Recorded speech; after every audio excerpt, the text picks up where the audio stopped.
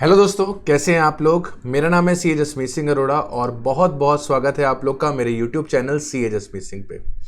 बच्चों, आज हम स्टार्ट करने वाले हैं कैपिटल गेन और पूरा कोशिश रहेगा कि आज ही हम अपना कैपिटल गेन वाला चैप्टर पूरा रिवाइज कर लें। तो जहां कहीं पर भी आप बैठे हैं जमकर मेरे साथ बैठे रहिए। पूरा का पूरा कैपिटल गेन अपन रिवाइज करेंगे और कोशिश करेंगे कि आपके टिप्स पे इस चैप्टर को लाया जाए। ठीक है, चलिए सबसे पहले बात करते हैं सर बेसिस ऑफ चार्ज की, चार्जेबिलिटी सेक्शन की। कैपिटल गेन का चार्जेबिलिटी सेक्शन है सेक्शन 45 सबसेक्शन 1। सेक्शन 45 सबसेक्शन 1 हमसे क्या कहता है, एनी प्रॉफिट और gain arising from the transfer of capital asset effected in the previous year shall be deemed to be the income of the previous year in which transfer took place।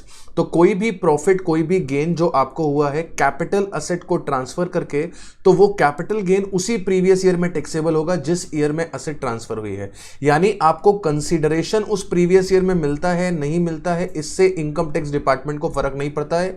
Income tax department आपसे capital gain tax collect करेगा उस year में जिस year में asset transfer हुई है। और कौन सी असेट ट्रांसफर हुई है, कैपिटल असेट ट्रांसफर हुई है। तो हमें दो चीजों का मीनिंग समझना पड़ेगा, एक कैपिटल असेट क्या होती है और एक ट्रांसफर क्या होता है।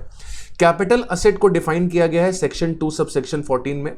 Capital assets include all assets. Sir जितनी भी असेट्स हैं वो सब कैपिटल असेट्स हैं, एक्सेप्ट क्या कैपिटल असेट नहीं है, स्टॉक इन ट्रेड। सर जिस चीज में आप डील करते हैं वो होता है स्टॉक इन ट्रेड, और स्टॉक इन ट्रेड आपके लिए कैपिटल असेट नहीं होती है। फॉर एग्जांपल मेरा ज्वेलरी का शोरूम है, तो मेरे लिए जो स्टॉक इन ट्रेड है वो है ज्वेलरी। तो ज्वेलरी मेरे लिए कैपिटल असेट नहीं है। ज्वेलरी शोरूम में जो फर्नीचर लगा हुआ है वो मेरी कैपिटल असेट है, क्योंकि मैं फर्नीचर में डील नहीं करता हूं। तो every asset is a capital asset except stock in trade, except personal movable effect. तो अगर आपके पास कोई पर्सनल मूवेबल असेट है, जैसे कार है, बाइक है, वॉच है, all these are not considered as capital asset except following personal movable asset shall be capital assets. अब हम जिनकी बात करने जा रहे हैं वो पर्सनल मूवेबल होने के बावजूद भी कैपिटल असेट होती है। ज्वेलरी, तो ज्वेलरी पर्सनल मूवेबल हो सकता है लेकिन कैपिटल असेट होता है। आर्कियोलॉजिकल कलेक्शंस पर्सनल मूवेबल हो सकता है लेकिन आपका कैपिटल असेट होता है। Drawings, paintings, sculptures, any work of art. तो ये छह आइटम्स रट्टा मार लीजिए, jewellery, archaeological collection, drawings, painting, sculpture, any work of art. In 6 personal movable asset को अपन कैपिटल असेट बोलते हैं। इन 6 पर्सनल मूवेबल असेट के अलावा अगर आपके पास कोई कैपिटल असेट है, इन 6 पर्सनल मूवेबल असेट के अलावा कोई पर्सनल मूवेबल असेट है तो उसे अपन कैपिटल असेट नहीं बोलते हैं। तो stock in trade capital asset नहीं होती है, पर्सनल मूवेबल असेट जो होती है वो कैपिटल असेट नहीं होती है। 6 personal movable asset capital asset होती है, जो कि है jewellery, drawings, painting, archaeological collection, sculpture, any work of art. Rural agriculture land है तो वो हमारी कैपिटल असेट नहीं होती है, लेकिन अगर अर्बन एग्रीकल्चर लैंड है तो वो हमारी कैपिटल असेट होती है। गोल्ड डिपॉजिट बॉन्ड्स हैं तो ये कैपिटल असेट नहीं होते। तो इन 4 एक्सेप्शन के अलावा बाकी सभी असेट्स को आप कैपिटल असेट्स बोल सकते हो। कितने तरीके की कैपिटल असेट्स होती है? सर कैपिटल असेट्स 2 तरीके की होती है, एक होती है शॉर्ट टर्म और एक होती है लॉन्ग टर्म। एक्ट ने शॉर्ट टर्म को डिफाइन किया है, तो जो असेट शॉर्ट टर्म नहीं है वो लॉन्ग टर्म है। अब जनरली सभी असेट्स 36 मंथ तक होल्ड करते हो तो वो शॉर्ट टर्म होती है, और 36 मंथ से ज्यादा होल्ड करते हो तो वो लॉन्ग टर्म होती है। तो capital asset held by the assessee for not more than 36 month is to be termed as short term capital asset। लेकिन इस बात के 2 एक्सेप्शंस हैं। कुछ असेट्स हैं वो 12 महीने तक होल्ड करने पर शॉर्ट टर्म रहती हैं, 12 महीने के बाद वो लॉन्ग टर्म बन जाती हैं। कुछ असेट्स हैं वो 24 महीने तक शॉर्ट टर्म रहती हैं, 24 महीने के बाद लॉन्ग टर्म बन जाती हैं। बाकी सभी असेट्स 36 महीने तक शॉर्ट टर्म रहती हैं, उसके बाद लॉन्ग टर्म बनती हैं। 12 महीने तक कौन सी शॉर्ट टर्म रहती है? सर जो शेयर्स लिस्टेड है रिकॉग्नाइज्ड स्टॉक एक्सचेंज में, तो लिस्टेड शेयर्स हैं अगर आपके पास तो वो 12 महीने तक शॉर्ट टर्म रहते हैं, 12 महीने के बाद लॉन्ग टर्म बन जाते हैं। यूनिट्स हैं आपके पास यूटीआई की या फिर आपके पास इक्विटी ओरिएंटेड म्यूचुअल फंड की यूनिट्स हैं, तो उस केस में भी ये 12 महीने तक शॉर्ट टर्म रहती है, 12 महीने के बाद लॉन्ग टर्म बन जाती है। जीरो कूपन बॉन्ड आपने लिए हुए हैं तो ये 12 महीने तक शॉर्ट टर्म रहेंगे, 12 महीने के बाद लॉन्ग टर्म बन जाएंगे। कोई भी अदर सिक्योरिटी जो लिस्टेड है रिकॉग्नाइज्ड स्टॉक एक्सचेंज में, जैसे डिबेंचर्स, बॉन्ड्स वगैरह, तो अगर कोई भी शेयर, कोई भी security listed recognised stock exchange में तो वो 12 महीने तक शॉर्ट टर्म रहती है। अगर आपके पास यूनिट्स है यूटीआई की या फिर इक्विटी ओरिएंटेड म्यूचुअल फंड की यूनिट्स हैं तो वो 12 महीने तक शॉर्ट टर्म रहती है। जीरो कूपन बॉन्ड है तो वो 12 महीने तक शॉर्ट टर्म रहता है। और अगर आपके पास लैंड और बिल्डिंग है तो वो 24 महीने तक शॉर्ट टर्म रहती है।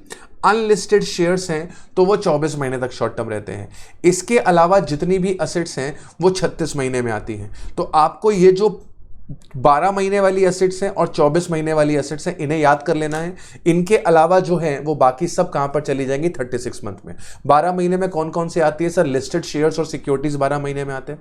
यूनिट्स ऑफ यूटीआई और units of equity oriented fund जो होते हैं वो 12 महीने में आते हैं। जीरो कूपन बॉन्ड जो होता है वो 12 महीने में आता है। और आपका 24 महीने वाले में आते हैं लैंड और बिल्डिंग और आपके अनलिस्टेड शेयर्स। ध्यान से देखिएगा, अनलिस्टेड शेयर्स लिखे हुए हैं। अनलिस्टेड डिबेंचर्स अगर होंगे, अनलिस्टेड डिबेंचर्स अगर होंगे तो वो 36 महीने में जाएंगे। लिस्टेड डिबेंचर्स होंगे तो वो 12 महीने में आएंगे। लिस्टेड शेयर्स होंगे तो वो 12 महीने में आएंगे। अनलिस्टेड शेयर्स होंगे तो वो 24 महीने में आएंगे। क्लियर? अब अगर आपकी शॉर्ट टर्म कैपिटल एसेट बिकती है तो आपको शॉर्ट टर्म कैपिटल गेन होता है, और लॉन्ग टर्म कैपिटल एसेट बिकती है तो आपको लॉन्ग टर्म कैपिटल गेन होता है। शॉर्ट टर्म कैपिटल गेन हम कैसे कैलकुलेट करते हैं सर? जो फुल वैल्यू ऑफ कंसीडरेशन है, फुल वैल्यू ऑफ कंसीडरेशन का मतलब जो आपका सेल्स कंसीडरेशन है, उस सेल्स कंसीडरेशन में से हम ट्रांसफर एक्सपेंसेस माइनस करा देते हैं। जो रिजल्ट निकल के आता है उसे हम नेट कंसीडरेशन बोलते हैं।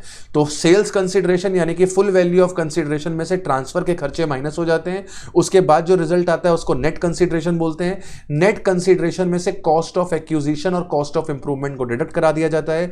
जो रिजल्ट आता है वो होता है गेन बिफोर एग्जेम्पशन, और इसमें से एग्जेम्पशन माइनस करा देते हैं अगर कोई अवेलेबल है तो। और जो रिजल्ट निकल के आता है उसे हम बोलते हैं शॉर्ट टर्म कैपिटल गेन। क्या बोला मैंने? फुल वैल्यू ऑफ कंसीडरेशन में से ट्रांसफर एक्सपेंसेस माइनस करेंगे। ट्रांसफर एक्सपेंसेस वो एक्सपेंसेस जो असेट को सेल करने में आपने पैसे खर्च किए हैं उसके बारे में होते हैं। तो ट्रांसफर एक्सपेंसेस आप माइनस करेंगे, जो रिजल्ट निकल के आएगा उसे आप नेट कंसीडरेशन बोलेंगे। नेट कंसीडरेशन में से आप कॉस्ट ऑफ एक्विजिशन माइनस करेंगे। कॉस्ट ऑफ एक्विजिशन क्या होती है सर? वो वैल्यू जिस वैल्यू पे आपने असेट को परचेज किया है। कॉस्ट ऑफ इंप्रूवमेंट माइनस करेंगे। कॉस्ट ऑफ इंप्रूवमेंट क्या होती है? असेट परचेज करने के बाद अगर आपने कोई कैपिटल एक्सपेंडिचर किया है तो उसे आप बोलते हैं कॉस्ट ऑफ इंप्रूवमेंट। जैसे मैंने बिल्डिंग परचेज करी 2010 में और 2012 में मैंने उसी बिल्डिंग पे एक नया फ्लोर कंस्ट्रक्ट करवाया, तो जो 2012 में मैंने नया फ्लोर कंस्ट्रक्ट कराया that is capital expenditure incurred on the asset. और इस फर्स्ट फ्लोर को या ग्राउंड, एक नए फ्लोर को जो मैंने कंस्ट्रक्ट करवाया, एक नए फ्लोर को जो मैंने कंस्ट्रक्ट कराया, उसको बोलेंगे कॉस्ट ऑफ इंप्रूवमेंट। तो आप अपनी कॉस्ट ऑफ एक्विजिशन भी माइनस करेंगे और कॉस्ट ऑफ इंप्रूवमेंट भी माइनस करेंगे। जो रिजल्ट आएगा that is gain before exemption, और उसमें से आप एग्जेम्पशन क्लेम्ड को माइनस कर देंगे। जो रिजल्ट आएगा that will be STCG taxable. Long term capital gain होगा तो सेल्स कंसीडरेशन में से ट्रांसफर एक्सपेंसेस माइनस होंगे। जो रिजल्ट आएगा वो होगा नेट कंसीडरेशन। और अब सीओए माइनस नहीं होगा, इंडेक्स्ड सीओए माइनस होगा। सीओआई माइनस नहीं होगा, इंडेक्स्ड सीओआई माइनस होगा। जो रिजल्ट आएगा उसे हम बोलेंगे गेन बिफोर एग्जेम्पशन। और गेन बिफोर एग्जेम्पशन में से अगर कोई एग्जेम्पशन हमने क्लेम करी है तो वो एग्जेम्पशन डिडक्ट हो जाएगी, और जो रिजल्ट आएगा that will be your long term capital gain taxable. Now the question arises, what is the difference between cost of acquisition and index cost of acquisition? What is the difference between cost of improvement and index cost of improvement? तो basically index cost of acquisition is inflation adjusted cost of acquisition. आपका जब 36 महीने से ज्यादा का time हो चुका होता है तो उस समय इन्फ्लेशन का इंपैक्ट आ चुका होता है, तो गवर्नमेंट आपको बेनिफिट देती है कि आप अपनी एक्चुअल कॉस्ट को इन्फ्लेट करके आज के प्राइस पे ले आए। आप अपनी एक्चुअल कॉस्ट को इन्फ्लेट करके आज के प्राइस में ले आए, जिससे कि आपका गेन रिड्यूस हो जाए। तो इंडेक्सेशन मिलना is a sort of benefit to the assessee. तो अगर आप इंडेक्सेशन कर रहे हैं तो आप अपनी एक्चुअल कॉस्ट को जो आपने इनकर करी थी बहुत साल पहले, उसे आप इन्फ्लेट करके आज ले आएंगे। सर ये इंडेक्सेशन कैसे होता है? बहुत सिंपल है, बचपन में आप लोगों ने इंडेक्स नंबर पढ़ा हुआ था, उसी का रोल यहां पर है। जो कॉस्ट ऑफ एक्विजिशन है उसका मल्टीप्लिकेशन कराते हैं inflation index of transfer year से, और डिवाइड करवा देते हैं inflation index of purchase year से। सेम यही कॉन्सेप्ट आपका इंप्रूवमेंट में है। कॉस्ट ऑफ इंप्रूवमेंट का multiplication inflation index of transfer year से होगा और division inflation index of improvement year से होगा। Expenditure incurred on the transfer of asset includes brokerage on the transfer of assets. However, STT is ignored. तो अगर आपने shares बेचे हैं और सिक्योरिटी ट्रांजैक्शन टैक्स पे किया है तो STT का खर्चा आप क्लेम नहीं कर सकते हैं as a transfer expense. Shares आपने बेचे हैं और आपने एसटीटी पे किया है, तो एसटीटी पेड का खर्चा आप क्लेम नहीं कर सकते हैं सेल्स कंसीडरेशन में से एज अ ट्रांसफर एक्सपेंसेस। इसके अलावा आपने कोई ब्रोकरेज दिया है, कमीशन दिया है, तो उसे आप डिडक्ट करवा सकते हैं। ठीक है, आई होप यहां तक आपको बात क्लियर है। कोई भी अगर आपको डाउट आता है तो आप बेझिझक वो डाउट मेरे को व्हाट्सएप कर सकते हो, मेरे नंबर पे नीचे नंबर फ्लैश हो रहा होगा। असेट अगर आपने परचेज करी है बिफोर 1/4/2001, अगर आपने 1/4/2001 से पहले असेट खरीदी है, तो उस केस में कॉस्ट ऑफ एक्विजिशन निकालने का तरीका बदल जाता है।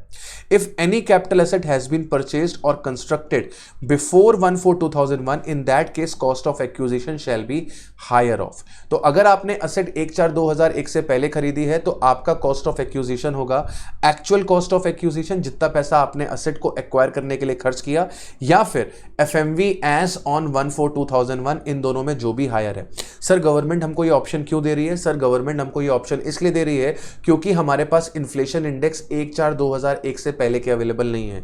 हम जो भी इंडेक्सेशन करते हैं वो 1/4/2001 से शुरू होता है, मतलब कि हमारा जो पहला बेस ईयर है वो 1/4/2001 है। तो अगर असेसी ने 1/4/2001 से पहले अगर कोई असेट खरीदी हुई है, तो गवर्नमेंट उसे ऑप्शन देती है कि बाबू तुम अपनी एक्चुअल कॉस्ट को कॉस्ट ऑफ एक्विजिशन बना लो, या फिर एफएमवी एज ऑन 1/4/2001 को तुम अपनी कॉस्ट ऑफ एक्विजिशन बना लो, जो तुम्हारा मन करे। ऑब्वियस है असेसी जो भी हायर होगा वो पिक करेगा, ऐसा करने से उसका गेन कम आएगा। ठीक है, अब आपका इंडेक्सेशन हमेशा कहां से स्टार्ट होगा? 1/4/2001 से। अगर आपने असेट 1/4/2001 से पहले खरीदी है, 2002 में खरीदी थी तो इंडेक्सेशन 2 से स्टार्ट होगा, 5 में खरीदी थी तो 5 से स्टार्ट होगा, 8 में खरीदी थी तो 8 से स्टार्ट होगा। लेकिन अगर आपने 2001 से पहले असेट परचेज करी है, तो आपका इंडेक्सेशन 2001 से स्टार्ट होगा। Actual cost is considered as cost of acquisition in case of goodwill or other like asset. That means कि goodwill और intangible assets के लिए, goodwill और बाकी intangible assets के लिए ये FMV वाला ऑप्शन अवेलेबल नहीं है। उस केस में जो आपकी actual cost of acquisition है उसी को आप क्या बनाएंगे? COA। जो आपकी actual cost of acquisition है उसी को आप COA बनाएंगे। आपके केस में, goodwill के केस में, intangible के केस में आपको ऑप्शन नहीं दिया जाएगा कि आप FMV as on 1/4/2001 को अपना कॉस्ट ऑफ एक्विजिशन बनाए। Remember, COI shall be considered only if incurred on or after 1/4/2001। यानी कि अगर आपने कॉस्ट ऑफ इंप्रूवमेंट 1/4/2001 से पहले कराया है, अगर आपने कॉस्ट ऑफ इंप्रूवमेंट 1/4/2001 से पहले कराया है, तो वो कॉस्ट ऑफ इंप्रूवमेंट इग्नोर हो जाएगा। कॉस्ट ऑफ इंप्रूवमेंट को तभी कंसीडर करना है जब उसे आपने इनकर किया है 1/4/2001 या उसके बाद। अगर आपको असेट गिफ्ट के रूप में मिली है, इनहेरिटेंस के रूप में मिली है, विल के रूप में मिली है, या फिर किसी भी उस मेथड में मिली है जिसे ट्रांसफर नहीं माना जाता है, तो उस केस में जो प्रीवियस ओनर ने इंप्रूवमेंट कराया था उसे भी कंसीडर करेंगे। फॉर एग्जांपल, मेरे फादर ने मेरे को एक हाउस प्रॉपर्टी गिफ्ट में दिया।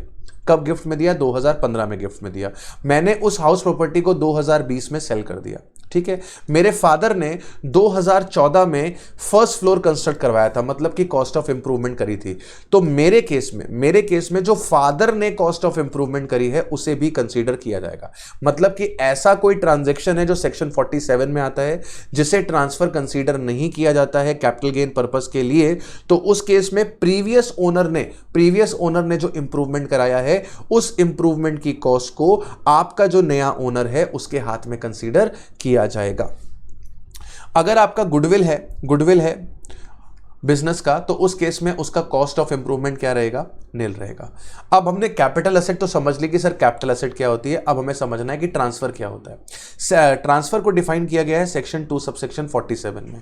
ट्रांसफर क्या कहता है? सर कोई भी चीज अगर आप सेल करते हो, एक्सचेंज करते हो, या फिर रिलिंक्विश करते हो, रिलिंक्विशमेंट का मतलब होता है वेव ऑफ कर देते हो, तो आप अगर अपना टाइटल छोड़ देते हो तो उसे भी हम ट्रांसफर मानेंगे। कोई एक्सटिंग्विशमेंट हो रहा है आपका राइट का, एक्सटिंग्विशमेंट मतलब आपके राइट असेट में खत्म हो रहे हैं।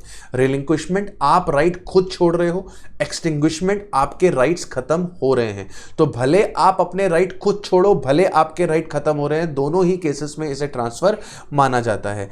Extinguishment of right covers destruction of asset, termination of lease, redemption of preference shares वगैरह वगैरह। Compulsory acquisition of the assets by the government, तो अगर गवर्नमेंट आपकी लैंड और बिल्डिंग कंपल्सरली एक्वायर कर लेती है इंफ्रास्ट्रक्चर डेवलपमेंट पर्पस के लिए, तो उस कंपल्सरी एक्विजिशन को भी ट्रांसफर कंसीडर किया जाएगा। और जब जब बच्चे ट्रांसफर होगा तब तब कैपिटल गेन निकलेगा। जब आप अपनी कैपिटल एसेट को कन्वर्ट करा लेते हो स्टॉक इन ट्रेड में, जब आप अपनी कैपिटल एसेट को कन्वर्ट करा लेते हो स्टॉक इन ट्रेड में, उस कन्वर्जन को ट्रांसफर माना जाता है। Position of any immovable property in part performance of a contract, तो अगर part performance of a contract के लिए आपने किसी को हाउस प्रॉपर्टी का पोजीशन दे दिया या फिर प्रॉपर्टी का पोजीशन दे दिया, तो इसे भी ट्रांसफर माना जाएगा। फॉर एग्जाम्पल, आप मेरे पास आए और आप कहते हैं कि सर मुझे आपका घर खरीदना है। मैंने ठीक है खरीद लो, 1 करोड़ रुपए का है। आपने कहा सर 20 लाख रुपीस आज लीजिए और 80 लाख रुपीस मैं आपको 3 महीने के बाद दूंगा। मैं कहा ठीक। आपने मुझे 20 लाख रुपए अकाउंट पे चेक से दिए और आपने मुझसे घर का पोजीशन ले लिया। आपने कहा सर मैं घर साफ सफाई करा लेता हूं, व्हाइट वॉश करा लेता हूं और 3 महीने बाद जब मैं आपको 80 लाख रुपीस दूंगा तो मैं इस घर में अपना सामान शिफ्ट कर लूंगा। मैंने कहा चल ठीक है। मैंने कहा टाइटल मैं तेरे को 3 महीने बाद ही दूंगा जब तू मुझे बैलेंस का पैसा देगा। अभी तूने मेरे को 20 लाख ले दिए हैं, तू घर की चाबी ले ले, साफ सफाई करा ले, व्हाइट वॉशिंग करा ले, जो भी तेरे को वहां पे ऑल्टरेशन करानी है तू करा ले, मतलब तू पोजीशन ले ले। टाइटल ओनरशिप में तेरे को 3 महीने बाद दूंगा। तो डिपार्टमेंट कहता है कि सरदार जी आपने 20 लाख रुपए लेके, सरदार जी आपने 20 लाख रुपए लेके सामने वाले बंदे को पोजीशन दे दिया है, इनकम टैक्स पर्पस के लिए इसे ट्रांसफर मान लिया गया है, तो आपको इसका कैपिटल गेन अभी देना पड़ेगा। हमें इस बात से कोई फर्क नहीं पड़ता है कि आपको इसका कंसिडरेशन मिला है कि नहीं मिला है। Any transaction which has the effect of transferring और enabling the enjoyment of any immovable property, हम लोगों ने हाउस प्रॉपर्टी में डीम्ड ओनर का कॉन्सेप्ट पढ़ा था। उसमें हमने पढ़ा था कि अगर आप किसी कोऑपरेटिव सोसाइटी के मेंबर बनते हो तो आपको कोऑपरेटिव सोसाइटी राइट्स देती है प्रॉपर्टी यूज करने के। फ्लैट आपको दे देती है, आप उस फ्लैट को यूज कर सकते हो अपने हिसाब से। तो इस केस में टाइटल जो होता है वो कोऑपरेटिव सोसाइटी के नाम पे रहता है, लेकिन आप उस फ्लैट के राइट्स को एंजॉय करते हो, तो हाउस प्रॉपर्टी में आपको डीम्ड ओनर माना गया है। अब यहां पर हम किसके रिस्पेक्ट में बात कर रहे हैं? कोऑपरेटिव सोसाइटी के रिस्पेक्ट में बात कर रहे हैं। कोऑपरेटिव सोसाइटी जब अपने मेंबर को फ्लैट का पोजीशन देगी तो इनकम टैक्स डिपार्टमेंट बोलता है हम इसे डीम्ड ट्रांसफर मान लेंगे और इसके ऊपर कैपिटल गेन कोऑपरेटिव सोसाइटी को पे करना पड़ेगा। जब कभी भी आपके जीरो कूपन बॉन्ड मैच्योर या फिर रिडीम होंगे तो उस केस में इसे ट्रांसफर माना जाएगा और कैपिटल गेन कैलकुलेट किया जाएगा। अब सर क्वेश्चन अराइज होता है कि ये जीरो कूपन बॉन्ड क्या होते हैं? जीरो कूपन बॉन्ड बच्चे इंफ्रास्ट्रक्चर कंपनी इशू करती है, डिस्काउंटेड रेट पे देती है और इसको पार पे रिडीम करती है। इस बॉन्ड पे इन्वेस्टर को कोई भी इंटरेस्ट नहीं मिलता है। इन्वेस्टर का फायदा यही होता है कि उसको बॉन्ड डिस्काउंटेड रेट पे मिलता है और मैच्योरिटी पे उसे पार वैल्यू रिसीव होती है। से 100 रुपए का एक बॉन्ड है, कंपनी ने उसे 70 रुपए में इशू किया, जिसका रिडम्पशन से 6 साल बाद होगा। तो असेसी को, इन्वेस्टर को फायदा क्या हो रहा है? इन्वेस्टर को फायदा ये हो रहा है कि वो आज 70 रुपए दे रहा है और 5 साल बाद, 6 साल बाद उसे गवर्नमेंट 100 रुपए देगी। तो इस 6 इयर्स में वो 30 रुपीज एक्स्ट्रा अर्न कर लेगा। वो 30 रुपीज जो एक्स्ट्रा अर्न करेगा उस पर वो गवर्नमेंट को कैपिटल गेन टैक्स पे करने वाला है under the head capital gains. ठीक है। कौन से ट्रांजैक्शंस ऐसे हैं जिन्हें ट्रांसफर नहीं माना जाता है? लिस्ट बहुत लंबी है, लेकिन हमारे एग्जाम में जो जनरली आते हैं वो यही 2 आइटम्स आते हैं, इसीलिए मैंने सिर्फ इनको यहां पर उनको कवर किया है जो मेजरली एग्जाम में आते हैं। बाकी लिस्ट आपको पढ़नी है तो आप डिटेल बुक में से रीड कर सकते हैं। गिफ्ट को ट्रांसफर नहीं कंसीडर किया गया है। विल के थ्रू अगर प्रॉपर्टी ट्रांसफर होती है तो उस केस में इसे ट्रांसफर कंसीडर नहीं करा गया है। इनहेरिटेंस के थ्रू अगर आपके पास प्रॉपर्टी आती है तो इसे ट्रांसफर कंसीडर नहीं किया गया है। तो अगर आप किसी को गिफ्ट देते हो, विल देते हो, इनहेरिटेंस के थ्रू ट्रांसफर करते हो तो इसे कैपिटल गेन पर्पस के लिए ट्रांसफर कंसीडर नहीं किया जाएगा और इसके ऊपर कोई भी capital gain chargeable to tax नहीं होगा। अगर डिस्ट्रीब्यूशन हो रहा है कैपिटल एसेट का, जिस समय पार्टीशन हो रहा है हिंदू अनडिवाइड फैमिली का, तो एचयूएफ स्प्लिट हो रही है और एचयूएफ अपनी एसेट्स अपने को पार्टनर्स में डिस्ट्रीब्यूट कर रही है, इस डिस्ट्रीब्यूशन को ट्रांसफर कंसीडर नहीं करेंगे for the purpose of capital gain. Section 49(1) deemed cost of acquisition, ऐसे ट्रांजैक्शन जो सेक्शन 47 में कवर है जिनको ट्रांसफर नहीं कंसीडर किया जाता है, इस केस में ट्रांसफरी के हाथ में जो कॉस्ट ऑफ एक्विजिशन होगी वो प्रीवियस ओनर की जो कॉस्ट ऑफ एक्विजिशन थी वो होगी। फॉर एग्जांपल, मेरे फादर ने मेरे को बिल्डिंग गिफ्ट किया है 2015 में। मेरे फादर ने मेरे को बिल्डिंग गिफ्ट किया है 2015 में। मेरे फादर ने ये बिल्डिंग 2010 में परचेस किया था 10 लाख रुपए में। अब मैंने तो बिल्डिंग खरीदा नहीं है, मुझे तो बिल्डिंग मेरे फादर से गिफ्ट में मिला है, तो मेरे हाथ में इस बिल्डिंग का कॉस्ट ऑफ एक्विजिशन क्या होगा, जो मेरे फादर के लिए कॉस्ट ऑफ एक्विजिशन था 10 लाख रुपए। अगर मेरे फादर ने कोई कॉस्ट ऑफ इंप्रूवमेंट कराई है तो उस कॉस्ट ऑफ इंप्रूवमेंट का डिडक्शन भी मैं क्लेम कर सकता हूं। इस असेट की, जो बिल्डिंग मेरे को मिली है, इस बिल्डिंग की पीरियड ऑफ होल्डिंग क्या होगी? सर मेरे हाथ में जब पीरियड ऑफ होल्डिंग निकाली जाएगी तो मेरे फादर के पास ये प्रॉपर्टी जितने समय के लिए रही उसे भी क्या किया जाएगा, कंसीडर किया जाएगा। तो इंपॉर्टेंट बात है, जब आपको असेट सेक्शन 47 में लिखे हुए ट्रांजैक्शंस के बेसिस पे मिलती है तो आपके लिए कॉस्ट ऑफ एक्विजिशन होती है जो प्रीवियस ओनर की कॉस्ट ऑफ एक्विजिशन होती है, आपके हाथ में पीरियड ऑफ होल्डिंग होती है जो प्रीवियस ओनर की पीरियड ऑफ होल्डिंग है, उसे भी हम इंक्लूड करके चलते हैं। मतलब जितना टाइम आपने होल्ड किया वो तो पीरियड ऑफ होल्डिंग में आएगा ही, साथ के साथ जितना टाइम पीरियड प्रीवियस ओनर ने उसे होल्ड किया उसे भी इंक्लूड किया जाएगा। जैसे एग्जांपल समझिए, जैसे 1/10/2010 को मिस्टर एक्स ने लैंड परचेज किया है 10 लाख रुपए का, और इन्होंने 1/10/12 पे यहां पर से ग्राउंड फ्लोर कंस्ट्रक्ट करा दिया है, और ग्राउंड फ्लोर कंस्ट्रक्ट हुआ है 6 लाख रुपए में। और इन्होंने क्या किया है, इन्होंने ये प्रॉपर्टी 1/10/15 को गिफ्ट कर दी है टू हिज सन, और सन का नाम क्या है, बड़ा इंटरेस्टिंग नाम है, छोटा एक्स। ठीक है ना। और ये छोटे एक्स ने क्या किया है, सर ये छोटे एक्स ने 1/10/2019 को सोल्ड कर दिया है वो लैंड एंड बिल्डिंग जो उसको पिताजी से मिला था। तो ये छोटे एक्स के हाथ में कॉस्ट ऑफ एक्विजिशन क्या आएगा, सर छोटे एक्स के हाथ में कॉस्ट ऑफ एक्विजिशन आएगा जो एक्स के हाथ में थी 10 लाख। छोटे एक्स के हाथ में कॉस्ट ऑफ इंप्रूवमेंट कितना लिया जाएगा, जितना पिताजी ने लिया था। और पीरियड ऑफ होल्डिंग जब छोटे एक्स के हाथ में निकालेंगे तो जितने टाइम के लिए पिताजी ने इस प्रॉपर्टी को होल्ड किया है उसे भी कंसीडर किया जाएगा। यानी कि पीरियड ऑफ होल्डिंग होगी 1 अक्टूबर 10 से 30 सितंबर 19 तक। बात समझ में आ गया। जितने टाइम पीरियड के लिए फादर ने प्रॉपर्टी हेल्ड करी थी उसे भी सन के हाथ में कंसीडर कर लिया जाएगा। सन के हाथ में अगर आप पीरियड ऑफ होल्डिंग देखोगे तो वो 15 से लेकर 19 तक ही होल्ड कर रहा है, लेकिन इनकम टैक्स पर्पस के लिए 2010 से लेकर 2015 तक जितने टाइम के लिए मिस्टर एक्स उस हाउस प्रॉपर्टी को होल्ड कर रहे थे उसे भी कंसीडर कर लिया जाएगा। अगर आपने एडवांस मनी फोरफीट किया है, एडवांस मनी फोरफीट किया, ये एडवांस मनी फोरफीट करने का मतलब क्या होता है, सर आपके पास इमूवेबल प्रॉपर्टी है और उसको आप सेल करने के एग्रीमेंट में एंटर करते हैं, एडवांस रिसीव करते हैं, और किन्हीं कारणों की वजह से आपका जो प्रोस्पेक्टिव बायर है वो कॉन्ट्रैक्ट की कंडीशंस पूरी नहीं कर पाता है, जिसकी वजह से आप उसका एडवांस फोरफीट कर लेते हैं।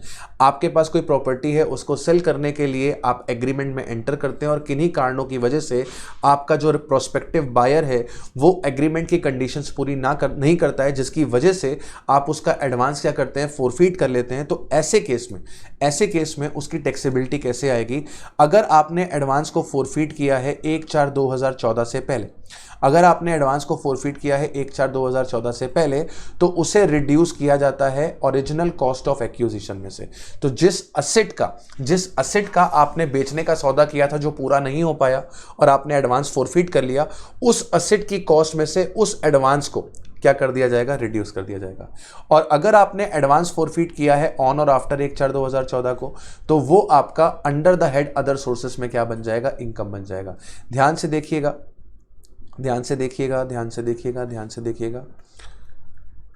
1/10/10 को मिस्टर एक्स ने एक लैंड खरीदा, कितने रुपए का, सर वही 10 लाख रुपए का।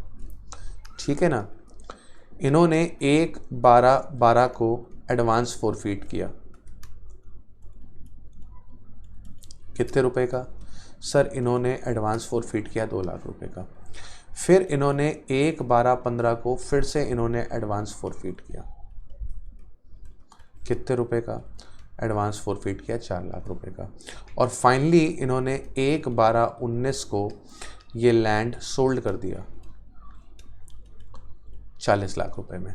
तो ये जो आपने 1/4/2014 से पहले, यहां पर मैं एक डेट डाल देता हूं, 1/4/14, तो 1/4/14 से पहले जो तुमने एडवांस फॉरफिट किया है ये वाला 2 लाख, इस 2 लाख को तुम्हारी लैंड की कॉस्ट में से क्या करा दिया जाएगा, रिड्यूस। यानी कि तुम्हारी लैंड की जो कॉस्ट रह जाएगी अब वो 10 लाख नहीं रह जाएगी, वो रह जाएगी 8 लाख। और ये जो 1/4/2014 के बाद तुमने 4 लाख फॉरफिट किए हैं, ये तुम्हारी अदर सोर्स की इनकम बनेगी उस ईयर की जिस ईयर में तुमने एडवांस फॉरफिट किया है। और तुमने एडवांस फॉरफिट किया है 15-16 में, तो ये तुम्हारे 4 लाख रुपए 15-16 की क्या बन जाएंगे, इनकम। ठीक है। इंडेक्सेशन का बेनिफिट नहीं मिलता है फॉलोइंग एसेट्स में, इररिस्पेक्टिव ऑफ द फैक्ट ये एसेट्स लॉन्ग टर्म होने के बाद बिकती हैं। तो जीरो कूपन बॉन्ड है, इस केस में आपको इंडेक्सेशन का बेनिफिट नहीं मिलेगा। डिवेंचर्स और बॉन्ड है, इन केस में आपको इंडेक्सेशन का बेनिफिट नहीं मिलेगा। स्लम सेल है, स्लम सेल क्या होती है, पूरा का पूरा यूनिट लमसम वैल्यू में जब बेच दिया जाता है तो उसको बोला जाता है स्लम सेल। डेप्रिशिएबल एसेट के केस में आपको इंडेक्सेशन का बेनिफिट नहीं मिलेगा। और 112A वाला अगर लॉन्ग टर्म कैपिटल गेन है, अभी चैप्टर में आगे आएगा, डिटेल में बात कर लेंगे। अगर 112A वाला लॉन्ग टर्म कैपिटल गेन है तो उस केस में आपको इंडेक्सेशन का बेनिफिट नहीं मिलेगा मेरे प्यारे बच्चों। ठीक है सर, ये आप क्या चेक कर रहे थे, मैं ये चेक कर रहा था मेरे बच्चे कि रिकॉर्डिंग प्रॉपर चल रही है कि नहीं चल रही है। पता लगे मैं बोले जा रहा हूं और रिकॉर्डिंग चल नहीं रही है, मेहनत हो जाएगी बर्बाद। तो साथ के साथ चेक करते रहना चाहिए कि जो हम कार्य कर रहे हैं वो सही डायरेक्शन में जा रहा है कि नहीं जा रहा है, और अगर नहीं जा रहा है तो उसको राइट ट्रैक पे लाने की रिस्पॉन्सिबिलिटी हमारी है। अब बात करते हैं capital gain in case of deemed transfer. बहुत ही इंपॉर्टेंट है, बहुत ही इंपॉर्टेंट है। ठीक है, घनघोर इंपॉर्टेंट है जिसको हम बोलेंगे। ठीक है, इसको अच्छे से पढ़ना है। Capital gain in case of deemed transfer. Deemed transfer क्या होते हैं सर, ये एक्चुअली में कोई ट्रांसफर नहीं है, एक्चुअली में ये कोई ट्रांसफर नहीं है, लेकिन इनकम टैक्स पर्पस के लिए इसे ट्रांसफर मान लिया गया है। जैसे पहला सेक्शन आता है डिस्ट्रक्शन ऑफ कैपिटल एसेट। आपकी कैपिटल एसेट डिस्ट्रॉय हो गई। अब ट्रांसफर का मतलब आप क्या समझते हो कि सर एक बंदे से चीज निकल के दूसरे बंदे के हाथ में आए, तो ये होता है ट्रांसफर। लेकिन जब असेट ही डिस्ट्रॉय हो जाएगी, जब असेट ही डिस्ट्रॉय हो जाएगी, असेट ही नहीं रहेगी, तो वो ट्रांसफर कैसे होगी बच्चे, इनकम टैक्स पर्पस में होगी। इनकम टैक्स कहता है कि अगर आपकी कैपिटल एसेट डिस्ट्रॉय होती है, अगर आपकी कैपिटल एसेट डिस्ट्रॉय होती है और आपको इंश्योरेंस क्लेम रिसीव होता है, तो इसे हम कैपिटल गेन में ट्रांसफर कंसीडर करेंगे और आपको इसके ऊपर हमें टैक्स पे करना पड़ेगा।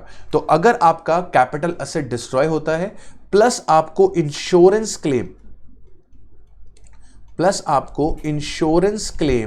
रिसीव होता है, तो इस केस में इसे अपन ट्रांसफर कंसीडर करेंगे। और जो सेल्स कंसीडरेशन है वो होगा जितना इंश्योरेंस कंपनसेशन आपको मिलेगा।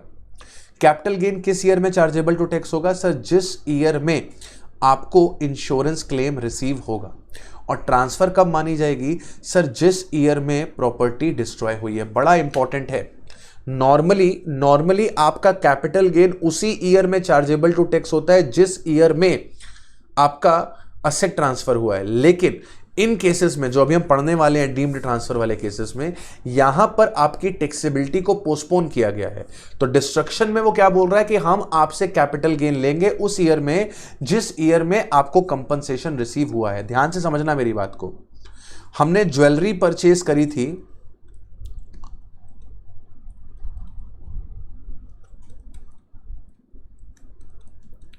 1/10/2010 को ₹10 लाख की, ऑन 1 मार्च 2018, ऑन 1 मार्च 2018 नहीं 19 कर दो, ऑन 1 मार्च 2019 हमारी ज्वेलरी डिस्ट्रॉय हो गई। कैसे डिस्ट्रॉय हो गई सर, घर में आग लगी जिसमें सब कुछ जल गया और ये ज्वेलरी भी जल गई। और जिस दिन ये ज्वेलरी डिस्ट्रॉय हुई उस दिन इसकी मार्केट में जो कीमत थी वो थी 12 लाख रुपए की। ठीक है, और हमारा इंश्योरेंस क्लेम हमें रिसीव हुआ 1/5/19 को। खुदा का करम था कि हमने इसका इंश्योरेंस करा रखा था और हमें इंश्योरेंस क्लेम रिसीव हो गया 11 लाख रुपए का 1/5/2019 को। तो एक्ट कहता है कि इस केस में हम इसे ट्रांसफर मानेंगे क्योंकि तुम्हें इंश्योरेंस क्लेम मिला है। प्लस तुम्हारा capital gain chargeable to tax हो जाएगा। हमने कहा ठीक है सर, पर हमने ये असेट बेची नहीं है, तो फुल वैल्यू ऑफ कंसिडरेशन क्या होगी? तो सर वो कहता है कि फुल वैल्यू ऑफ कंसिडरेशन होगी जितना इंश्योरेंस क्लेम तुम्हें रिसीव हुआ है, यानी कि सर जी 11 लाख रुपए। क्लियर है? लेकिन आपका ये कैपिटल गेन उस ईयर में चार्जेबल टू टैक्स होगा जिस ईयर में आपको इंश्योरेंस क्लेम रिसीव होगा। सर ये असेट ट्रांसफर कब हुई थी? सर ये असेट ट्रांसफर मानी जाएगी जिस दिन आग लगी है, 1 मार्च 19, और 1 मार्च 19 कौन से ईयर में आता है? 18-19। लेकिन आपका कैपिटल गेन टैक्सेबल कब होगा? सर कैपिटल गेन टैक्सेबल होगा जिस ईयर में हमको पैसा रिसीव होगा, यानी कि 19-20 में। बात समझ में आया? तो आपका ट्रांसफर ईयर है 18-19, लेकिन आपका कैपिटल गेन जो है वो चार्जेबल टू टैक्स होगा 2019-20 में। इसी तरीके से जब आप अपनी असेट को कन्वर्ट कर लेते हो स्टॉक इन ट्रेड में, तो उस केस में भी इसे क्या माना जाता है? ट्रांसफर माना जाता है। और कन्वर्जन के दिन पे जो एफएमवी चल रही होती है वो बनती है फुल वैल्यू ऑफ कंसिडरेशन। जिस दिन असेट कन्वर्ट करी जाती है वो दिन माना जाता है ट्रांसफर का टाइम। और आपका capital gain chargeable to tax होता है जिस ईयर में आपका एसआईटी क्या होता है? सोल्ड होता है। अगर पार्टनर ने कंट्रीब्यूशन किया है फर्म में, फर्म में कैपिटल, और कैपिटल वो काइंड में लेकर आया है, और जो काइंड में लेकर आया है वो क्या है? Capital asset. तो if partner has contributed capital asset to the firm as a capital, तो उस केस में क्या होगा? सर पार्टनर को कैपिटल गेन टैक्स पे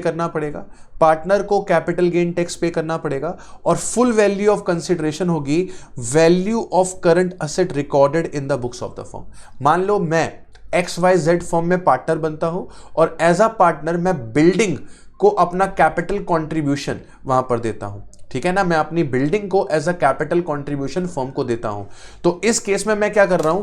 मैं अपनी बिल्डिंग जो कि कैपिटल असेट है उसे मैं फर्म को ट्रांसफर कर रहा हूं। तो कैपिटल गेन किसके हाथ में लगेगा? मेरे हाथ में लगेगा। Sir full value of consideration क्या होगी? वो वैल्यू जिस वैल्यू पे इस बिल्डिंग को फर्म अपनी बुक्स में रिकॉर्ड करेगी, that will be the full value of consideration. Sir ये कंट्रीब्यूशन ट्रांसफर कब माना जाएगा? सर ट्रांसफर माना जाएगा जिस ईयर में तुम कंट्रीब्यूशन करोगे। और टैक्सेबल किस ईयर में होगा? जिस ईयर में तुमने ये कैपिटल एसेट फर्म को दी है। सिंपल। इसके बाद डिसोल्यूशन ऑफ फर्म डिसॉल्व हो रही है, और फर्म क्या कर रही है? अपने पार्टनर को डिसोल्यूशन के वक्त कैपिटल एसेट दे रही है, तो फर्म के हाथ में कैपिटल गेन निकलेगा। अब इस केस में फुल वैल्यू ऑफ कंसिडरेशन क्या बनेगी? जब फर्म पार्टनर को डिसोल्यूशन के वक्त कैपिटल एसेट डिस्ट्रीब्यूट करेगी, तो जो एफएमवी होगी, ध्यान से, जो एफएमवी होगी वो बनेगी फुल वैल्यू ऑफ कंसिडरेशन। जिस ईयर में डिस्ट्रीब्यूशन किया जाएगा वो ईयर कहलाएगा ट्रांसफर ईयर, और आपका कैपिटल गेन भी चार्जेबल टू टैक्स होगा डिस्ट्रीब्यूशन वाले ईयर में ही। इंपॉर्टेंट बात, in all the above cases indexation in case of long term asset shall be done up to the year of transfer. भले आपका कैपिटल गेन की chargeability postpone करी जा रही है किसी और ईयर में, आपका इंडेक्सेशन ट्रांसफर ईयर तक ही होगा। मतलब कि सर मैं आपको समझाऊं, यहां पर भले मेरा कैपिटल गेन 19-20 में चार्जेबल टू टैक्स हो रहा है, लेकिन अगर इंडेक्सेशन किया जाएगा इस ज्वेलरी का, तो वो इंडेक्सेशन कब तक होगा? सर वो इंडेक्सेशन अप टू 2018-19 तक ही होगा, क्योंकि मेरा ट्रांसफर का ईयर जो है वो 18-19 है। बात समझ में आया? इंडेक्सेशन को फर्क नहीं पड़ता कि तुम्हारा कैपिटल गेन कब चार्जेबल टू टैक्स हो रहा है। इंडेक्सेशन तब तक किया जाता है जब तक असेट ट्रांसफर नहीं हो जाती। एक बार असेट ट्रांसफर हो जाती है तो इंडेक्सेशन उसके बाद नहीं किया जाता। अगला पॉइंट आता है compulsory acquisition of capital asset, section 45 subsection 5। कौन सी बात है? सर कंपल्सरी एक्विजिशन की। कंपल्सरी एक्विजिशन क्या होता है? गवर्नमेंट को अगर इंफ्रास्ट्रक्चर डेवलपमेंट करना है और आपकी लैंड और बिल्डिंग उसके आड़े आ रही है, तो वो आपकी लैंड एंड बिल्डिंग को आपके विल के अगेंस्ट, कोई फर्क नहीं पड़ता तुम बेचना चाहो ना बेचना चाहो, गवर्नमेंट के पास राइट है, वो आपकी प्रॉपर्टी कंपल्सरली एक्वायर कर सकती है। तो इस केस में जो फुल वैल्यू ऑफ कंसिडरेशन बनेगी वो बनेगी कंपनसेशन फिक्स। जितना कंपनसेशन गवर्नमेंट ने फिक्स किया है उसी को फुल वैल्यू ऑफ कंसिडरेशन माना जाएगा। और आपकी टैक्सेबिलिटी कौन सी ईयर में आएगी? सर टैक्सेबिलिटी उस ईयर में आएगी जब हमको इनिशियल कंपनसेशन मिला है। तो जब आपको इनिशियल कंपनसेशन मिला है उसी ईयर में आपका capital gain chargeable to tax होगा। अब अगर आपको कंपनसेशन इंस्टॉलमेंट्स में दिया जा रहा है तो आपका पूरा का पूरा कैपिटल गेन उस ईयर में चार्जेबल टू टैक्स होगा जिस ईयर में आपको पहला इंस्टॉलमेंट रिसीव हुआ है। मैंने क्या बोला, अगर आपको कंपनसेशन इंस्टॉलमेंट में दिया जाता है तो उस केस में आपका पूरा का पूरा capital gain chargeable to tax होगा उस ईयर में जिस ईयर में आपको पहला इंस्टॉलमेंट रिसीव हुआ है। Transfer, year in which the asset is compulsorily acquire. तो ट्रांसफर का ईयर कौन सा है, जिस ईयर में आपकी एसेट कंपल्सरली एक्वायर हुई है उसी ईयर को ट्रांसफर ईयर माना जाएगा। इंडेक्सेशन कब तक किया जाएगा सर, अभी आपने बता दिया, इंडेक्सेशन किया जाएगा up to the year of transfer तक। और अगर कहीं हमें एनहेंस्ड कंपनसेशन मिलता है, मतलब हम गवर्नमेंट के कंपनसेशन से खुश नहीं थे और हमने गवर्नमेंट के अगेंस्ट पे कोर्ट में केस फाइल कर दिया और कोर्ट ने हमारी सुन ली और हमारा कंपनसेशन एनहेंस कर दिया, तो गवर्नमेंट अगर आपका कंपनसेशन एनहेंस करती है तो वो आपका टैक्सेबल हो जाता है in the year of receipt में आफ्टर डिडक्टिंग लिटिगेशन एक्सपेंसेस। तो लिटिगेशन के खर्चे माइनस करने के बाद जो पैसा बचता है वो पैसा आपका एनहेंस कंपनसेशन का टैक्सेबल होता है in the year of receipt में।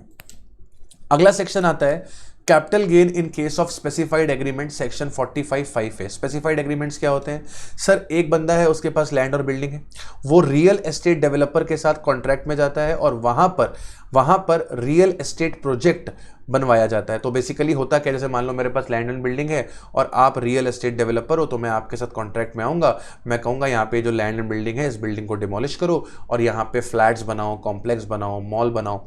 तो इसमें क्या होगा, आप लोग कुछ ना कुछ शेयर कर लोगे। जैसे आपने मेरी लैंड पे 100 फ्लैट्स कंस्ट्रक्ट करवाए, तो आपके और मेरे बीच में ये एग्रीमेंट हो सकता है कि आप उन 100 फ्लैट में से 40 फ्लैट्स मेरे को दे दोगे। तो मुझे फायदा ये हुआ कि मेरे पास से लैंड तो चला गया लेकिन मेरे पास 40 फ्लैट आ गए। तो इसमें लैंड मेरी है, मैं पैसा खर्च नहीं करूंगा, आप पैसा खर्च करोगे 100 फ्लैट बनाने में। लैंड मेरा है, मैं अब 1 भी रुपया नहीं लगाऊंगा, आप इस पे पैसा खर्च करोगे 100 फ्लैट्स कंस्ट्रक्ट करने के लिए और उसमें से 40 फ्लैट मुझे दे दिए जाएंगे मेरे लैंड के कंसीडरेशन के रूप में। मेरे को 40 फ्लैट्स दे दिए जाएंगे। तो इस केस में क्या बोलता है कि ट्रांजैक्शन क्या है सर, ट्रांजैक्शन है कैपिटल गेन निकलेगा ट्रांसफर ऑफ लैंड और बिल्डिंग और बोथ अंडर स्पेसिफाइड एग्रीमेंट। ये सेक्शन किसके ऊपर एप्लीकेबल होता है, इंडिविजुअल और एचयूएफ के केस में टैक्सेबल होता है या एप्लीकेबल होता है। आपकी टैक्सेबिलिटी किस ईयर में आएगी सर, टैक्सेबिलिटी आएगी उस ईयर में जिस ईयर में हमें कंप्लीशन सर्टिफिकेट रिसीव हुआ है, उस ईयर में आएगी जिस ईयर में हमें कंप्लीशन सर्टिफिकेट रिसीव हुआ है। ट्रांसफर किस दिन माना जाएगा सर, जिस दिन हमने डेवलपर को पोजेशन दे दिया था रियल एस्टेट का, वो दिन माना जाएगा कि आपने एसेट को ट्रांसफर कर दिया है। फुल वैल्यू ऑफ कंसिडरेशन क्या होगी सर, जितनी SDV of share in the project आपको रिसीव हुई होगी उसे आपका फुल वैल्यू ऑफ कंसिडरेशन मान लिया जाएगा और कहीं आपको कुछ मनी कंसिडरेशन भी दिया गया है तो उसे आपके फुल वैल्यू ऑफ कंसिडरेशन में इंक्रीज कर दिया जाएगा। सर आप क्या बोल गए, हमें एक अक्षर समझ में नहीं आया, कोई बात नहीं बच्चे, मैं आपके साथ हूं, हम कोशिश करते हैं इसको ईजी लैंग्वेज में आपको एक्सप्लेन करने की। मिस्टर एक्स हैं, इन्होंने लैंड परचेज किया था, लैंड परचेज किया था कितने रुपए का सर, इन्होंने लैंड परचेज किया था 10 लाख रुपए का। कब खरीदा था, 1/10/2010 को। मिस्टर एक्स जो हैं वो XYZ रियल एस्टेट डेवलपर के साथ एग्रीमेंट में जाते हैं, इन्होंने इनके साथ स्पेसिफाइड एग्रीमेंट कर लिया है, ठीक है। अब स्पेसिफाइड एग्रीमेंट के टर्म्स एंड कंडीशंस क्या हैं, इस लैंड पे 100 फ्लैट बनेंगे और उस 100 फ्लैट में से 40 फ्लैट्स मिस्टर एक्स को दे दिए जाएंगे। मिस्टर एक्स लैंड का पोजेशन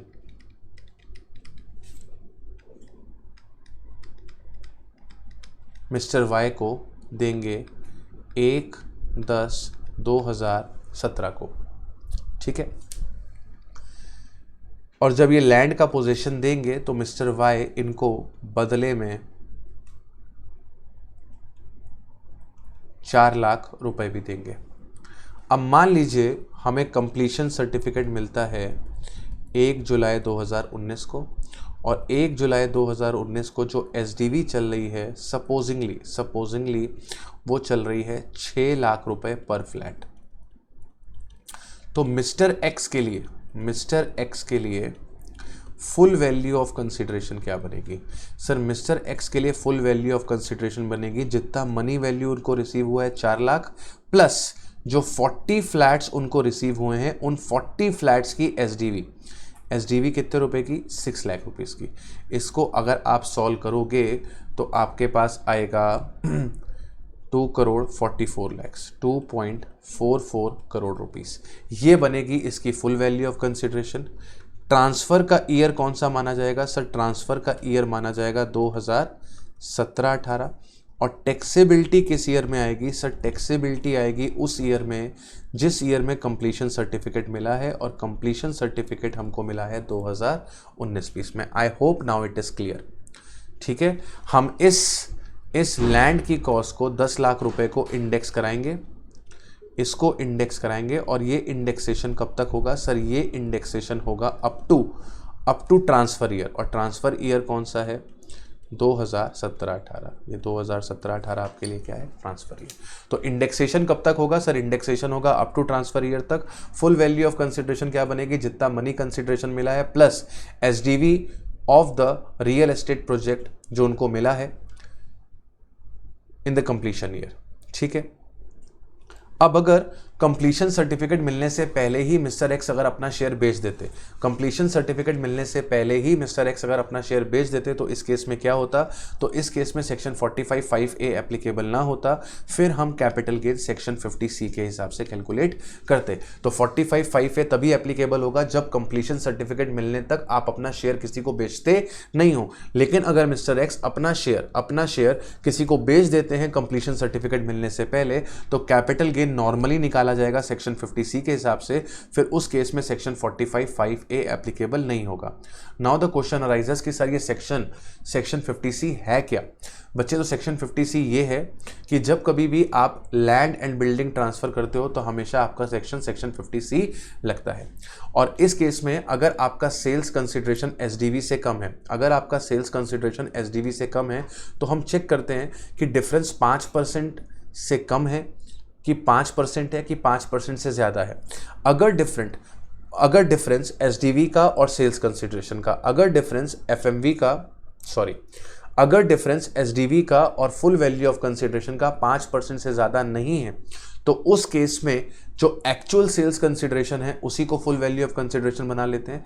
लेकिन अगर एसडीवी और एक्चुअल सेल्स कंसिडरेशन का डिफरेंस 5% से ज़्यादा है तो उस केस में एसडीवी को फुल वैल्यू ऑफ कंसिडरेशन बना देते हैं। So if SDV is less than or equals to 105% of sales consideration. SDV is less than or equals to 105% of sales consideration if answer is yes. मतलब SDV जो है वो कम है 105% of sale consideration के। इसका मतलब क्या है कि डिफरेंस 5% से ज़्यादा नहीं है, कम है। तो उस केस में जो एक्चुअल सेल्स कंसिडरेशन है वो फुल वैल्यू ऑफ कंसिडरेशन बन जाएगी। और अगर ऐसा नहीं है, मतलब कि एसडीवी 105% से ज़्यादा है, तो उस केस में फुल वैल्यू ऑफ कंसिडरेशन क्या बनेगी? फुल वैल्यू ऑफ कंसिडरेशन बनेगी एसडीवी। अब एसडीवी एग्रीमेंट के डेट की लेनी है कि जिस दिन टाइटल ट्रांसफर किया है उस दिन की लेनी है। तो अगर एग्रीमेंट के वक्त आपको एडवांस मिला है और एडवांस स्पेसिफाइड मोड से मिला है, अगर एग्रीमेंट के वक्त आपको एडवांस मिला है और एडवांस आपको स्पेसिफाइड मोड से मिला है, ये दोनों बातें प्रूव हो जाती हैं, तो जो एग्रीमेंट की डेट की एसडीवी है वो कंसीडर करी जाती है। और अगर आपको एडवांस नहीं मिला है या फिर एडवांस मिला है एग्रीमेंट के वक्त लेकिन स्पेसिफाइड मोड से नहीं मिला है, तो उस केस में रजिस्ट्रेशन डेट की जो एसडीवी होती है वो कंसीडर करी जाती है। अब अगर असेसी ये प्ली करता है, ये कंटेंट करता है असेसिंग ऑफिसर को कि सर जो एसडीवी है वो फेयर मार्केट वैल्यू से कम है और मेरा केस वैल्यूएशन ऑफिसर को रेफर किया जाए, तो आपका असेसिंग ऑफिसर आपका ये केस वैल्यूएशन ऑफिसर को रेफर करता है। और वैल्यूएशन ऑफिसर अगर कहता है कि आपकी जो मार्केट वैल्यू है वो एसडीवी से ज़्यादा है, तो उस केस में SDV full value of consideration बनेगी। वो कहता है कि मार्केट वैल्यू एसडीवी से तो कम है लेकिन जो सेल्स कंसिडरेशन असेसी बता रहा है उससे ज़्यादा है, तो इस केस में वैल्यू ऑफ वैल्यूएशन ऑफिसर ली जाएगी। और अगर वैल्यूएशन ऑफिसर कहता है कि से जो फेयर मार्केट वैल्यू है वो एक्चुअल सेल्स कंसिडरेशन से कम है, तो उस केस में एक्चुअल सेल्स कंसिडरेशन लिया जाएगा। ध्यान से सुनिएगा मेरी बात को, ये एसडीवी है और ये जो है आपका एक्चुअल सेल्स कंसिडरेशन है, ये आपका एसडीवी है और ये आपका एक्चुअल सेल्स कंसिडरेशन है। अगर वैल्यूएशन ऑफिसर इसके ऊपर जाता है, मतलब सीलिंग लिमिट के ऊपर जाता है, तो मैं एसडीवी को पकड़ता हूं, और अगर वैल्यूएशन ऑफिसर फ्लोर लिमिट के नीचे जाता है, इसके नीचे जाता है, तो मैं फ्लोर पकड़ता हूं, यानी कि एक्चुअल सेल्स कंसिडरेशन पकड़ता हूं। और वैल्यूएशन ऑफिसर अगर इसके बीच में आता है, तो जो वो वैल्यू डिक्लेयर करता है मैं उसको पकड़ता हूं। अगर वैल्यूएशन ऑफिसर एसडीवी से ज्यादा वैल्यू बताएगा तो एसडीवी, एक्चुअल सेल्स कंसीडरेशन से कम वैल्यू बताएगा तो एक्चुअल सेल्स कंसीडरेशन, एसडीवी और एक्चुअल सेल्स कंसीडरेशन के बीच की वैल्यू बताएगा तो जो वो बीच की वैल्यू बता रहा है वही फुल वैल्यू ऑफ कंसीडरेशन बन जाएगी। Cost of acquisition in case of self generated assets, अगर आपकी असेट्स सेल्फ जनरेटेड है तो उस केस में क्या होगा, कॉस्ट ऑफ एक्विजिशन ध्यान से देखिए सभी की निल ली गई है, तो आपकी किसी भी प्रकार की सेल्फ जनरेटेड एसेट हो तो उसकी कॉस्ट ऑफ एक्विजिशन क्या रहेगी, निल रहेगी। और कॉस्ट ऑफ इंप्रूवमेंट एप्लीकेबल नहीं होगा in the case of brand name, trademark, tenancy right. इसके अलावा बिजनेस की गुडविल हो, right to manufacture, produce or process any article or thing हो for a consideration, right to carry on any business or profession हो, तो उस case में इनका कॉस्ट ऑफ इंप्रूवमेंट क्या लिया जाएगा, निल। कुल मिला के सेल्फ जनरेटेड अगर असेट है तो उसका सीओए भी निल है और उसका कॉस्ट ऑफ इंप्रूवमेंट भी निल है। लेकिन अगर आपने इन असेट को परचेज किया है तो जितना पैसा आपने खर्च किया है उतना पैसा उसकी कॉस्ट ऑफ एक्विजिशन बन जाती है। इस केस में आपको एफएमवी एज ऑन 1/4/2001 लेने का ऑप्शन नहीं बनता है।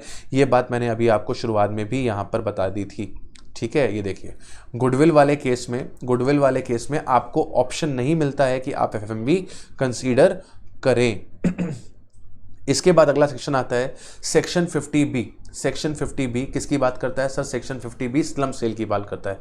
स्लम सेल क्या होता है, जब आपका होल यूनिट बेच दिया जाता है लमसम वैल्यू पे without valuing each asset individually, तो उस यूनिट की हर एक असेट को इंडिविजुअली वैल्यू किए बिना हमने पूरी यूनिट को एज अ होल को लमसम वैल्यू में बेच दिया होता है, तो उसको अपन क्या बोलते हैं, उसको अपन बोलते हैं स्लम सेल। स्लम सेल के केस में फुल वैल्यू ऑफ कंसिडरेशन बनती है जितना सेल्स कंसिडरेशन आपको रिसीव होता है, और इस केस में कॉस्ट ऑफ एक्विजिशन जो है वो बनती है नेटवर्थ। नेटवर्थ का मतलब क्या होता है, total assets minus total liabilities, total assets minus total liabilities. अब ये लाइबिलिटीज में शॉर्ट टर्म लाइबिलिटी भी और लॉन्ग टर्म लाइबिलिटी भी दोनों ही माइनस कर दी जाएंगी। लेकिन नेटवर्थ निकालते वक्त अगर आपको ये पता लगे कि किसी असेट का रीवैल्यूएशन करके उसकी वैल्यू बढ़ाई गई है तो उस रीवैल्यूएशन को आप क्या कर देंगे, इग्नोर कर देंगे, मतलब उसके इफेक्ट को आप रिमूव कर देंगे। However if any assets have been revalued then such revaluation shall be ignored. अगर यूनिट 36 महीने ज्यादा होल्ड करने के बाद बिकी है तो लॉन्ग टर्म कैपिटल गेन निकलेगा, लेकिन कोई भी इंडेक्सेशन नहीं किया जाएगा, और 36 महीने तक होल्ड करने के बाद बिकी है तो शॉर्ट टर्म कैपिटल गेन निकलेगा, और शॉर्ट टर्म कैपिटल गेन में इंडेक्सेशन की तो बात आती ही नहीं है। Capital gain in case of depreciable asset, अगर आपका पूरा ब्लॉक बिक गया है और सेल वैल्यू जो है वो ब्लॉक वैल्यू से ज्यादा है तो इस केस में आपको शॉर्ट टर्म कैपिटल गेन होगा। पूरा ब्लॉक बिक गया है, सेल वैल्यू ब्लॉक वैल्यू से कम है तो इस केस में आपको शॉर्ट टर्म कैपिटल लॉस होगा। पार्ट ऑफ द ब्लॉक बिका है लेकिन सेल वैल्यू ब्लॉक वैल्यू से ज्यादा है तो इस केस में भी आपको शॉर्ट टर्म कैपिटल गेन होगा, और इन तीनों केसेस में आपको कोई भी डेप्रिसिएशन अलाउ नहीं होता है, ठीक है। ये बात हम ऑलरेडी पीजीबीपी में पढ़ चुके हैं। अब आती है most important thing, capital gain in case of sale of share. Capital gain in case of sale of share, तो आपके जो ओरिजिनल शेयर्स हैं उनकी कॉस्ट ऑफ एक्विजिशन क्या होगी, एक्चुअल कॉस्ट। लेकिन अगर आपने शेयर्स परचेज करे हैं 1/4/2001 से पहले तो आपको मौका दिया जाएगा आप अपनी एक्चुअल कॉस्ट को या फिर आप अपनी एफएमवी को क्या बना सकते हैं, कॉस्ट ऑफ एक्विजिशन बना सकते हैं, दोनों में जो भी हायर है। बोनस आपको अलॉट हुआ है, अगर बोनस आपको मिला है 1/4/2001 से पहले तो उस केस में जो कॉस्ट ऑफ एक्विजिशन है वो हो जाएगी एफएमवी एज ऑन 1/4/2001, और अगर बोनस आपको 1/4/2001 के बाद मिला है तो उस केस में उसकी कॉस्ट ऑफ एक्विजिशन हो जाएगी निल। अगर कंपनी ने आपको राइट शेयर दिए हैं तो जितना पैसा आपने खर्च किया है उन शेयर्स को एक्वायर करने के लिए वो हो जाएगी उन राइट शेयर्स की कॉस्ट, और अगर आपने राइट रिनाउंस कर दिया है तो जितना भी पैसा रिनाउंस करके आपको मिला है वो आपके लिए बन जाएगा शॉर्ट टर्म कैपिटल गेन। और अगर आपने राइट रिनाउंस किया है तो रिनाउंसी के लिए जो कॉस्ट ऑफ एक्विजिशन होगी, जितना पैसा खर्च करके उसने राइट लिया प्लस जितना पैसा उसने कंपनी को पे किया, तो रिनाउंसी के लिए जितना पैसा उसने राइट के लिए दिया प्लस जितना पैसा उसने कंपनी को दिया। अब अगर आप रिकॉग्नाइज्ड स्टॉक एक्सचेंज पे लिस्टेड इक्विटी शेयर्स को बेचते हैं और आपने एसटीटी पे किया है, अगर आप रिकॉग्नाइज्ड स्टॉक एक्सचेंज में लिस्टेड इक्विटी शेयर्स को बेचते हैं और आपने एसटीटी पे किया है और इनको 12 महीने के अंदर बेच दिया गया है, तो आपका शॉर्ट टर्म कैपिटल गेन निकलेगा 111A में। ये होगी आपकी स्पेशल इनकम और इस पे आपको टैक्स पे करना पड़ेगा एट द रेट ऑफ 15%। और अगर आप इन्हें 12 महीने होल्ड करने के बाद बेचते हैं, मतलब कि मोर देन 12 मंथ्स अगर आप इसे होल्ड करते हैं, तो ये हो जाएगा long term capital gain 112A का। ये भी होती है आपकी स्पेशल इनकम। यहां पे भी 10% का टैक्स लगेगा, लेकिन ये 10% का टैक्स आपको पे करना पड़ेगा 1 लाख के ऊपर। यानी कि अगर अप टू 1 लाख रुपीस तक का गेन होता है 112A में, अप टू 1 लाख रुपीस तक का गेन होता है 112A में, तो उस गेन पे कोई भी टैक्स नहीं लगता है। लेकिन अगर 1 लाख रुपए से ज्यादा का गेन होता है तो उस केस में 10% का टैक्स पे करना पड़ता है एक्सेस फिगर पे। जैसे अगर आपको 1.5 लाख रुपए का गेन हुआ तो लाख रुपए पे आपको 1 भी रुपए का टैक्स नहीं पे करना पड़ेगा, बचे हुए 50,000 पे आपको 10% का टैक्स पे करना पड़ेगा। 112A में आपको इंडेक्सेशन का ऑप्शन नहीं मिलता है, ना ही आप कोई डिडक्शन क्लेम कर सकते हो अंडर चैप्टर 6A, प्लस आपको कोई भी रिबेट अलाउ नहीं होती है 87A की 112A के अंदर। ठीक है, तो normally rebate under section 87A available होती है हर केसेस में। लेकिन अगर आपकी इनकम में 112A वाली इनकम है, अगर आपकी इनकम में 112A वाली इनकम है, तो ऐसी इनकम के टैक्स में से आप rebate under section 87A minus नहीं कर सकते। अगर आपको लॉन्ग टर्म कैपिटल गेन हुआ है अंडर सेक्शन 112A, तो उस केस में कॉस्ट ऑफ एक्विजिशन निकालने का तरीका अलग है। आपकी कॉस्ट ऑफ एक्विजिशन जो होगी वो होगी higher of cost of acquisition, lower of FMV of such asset as on 31 January 2018 और द एक्चुअल सेल वैल्यू। तो कह रहा है कि आपकी जो कॉस्ट ऑफ एक्विजिशन होगी वो होगी higher of actual cost of acquisition, B point lower of में FMV और एक्चुअल कॉस्ट। अब इन दोनों में जो लोअर होगा उस लोअर को अपन क्या करेंगे, उस लोअर को अपन कंपेयर करवाएंगे किससे, कॉस्ट ऑफ एक्विजिशन में से, और उन दोनों में जो हायर होगा वो बन जाएगी कॉस्ट ऑफ एक्विजिशन। क्लियर? चलिए, अब आता है बिल्कुल आखिरी टॉपिक आपका, एग्जेम्पशन आपको क्या कहती हैं? सर, आपको सेक्शन 54 में एग्जेम्पशन मिलती है अगर आप long term residential house property sale करते हैं। तो ये एग्जेम्पशन किसको मिलती है? सर, इंडिविजुअल और HUF को मिलती है।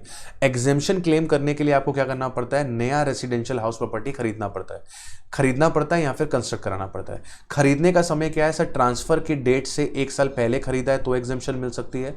ट्रांसफर की डेट से 2 साल के अंदर खरीद लेते हैं तो हमें एग्जेम्पशन मिल सकती है। और खरीदना नहीं चाहते हैं, कंस्ट्रक्ट कराना चाहते हैं, तो ट्रांसफर की डेट से 3 साल के अंदर अगर कंस्ट्रक्ट करा लेते हैं तो हमें एग्जेम्पशन मिल जाती है। कितना एग्जेम्पशन मिलेगा? सर, जितना पैसा नए घर के परचेज और कंस्ट्रक्शन में खर्च करेंगे उतना, या फिर जितना हमें कैपिटल गेन हुआ है, दोनों में जो भी कम है।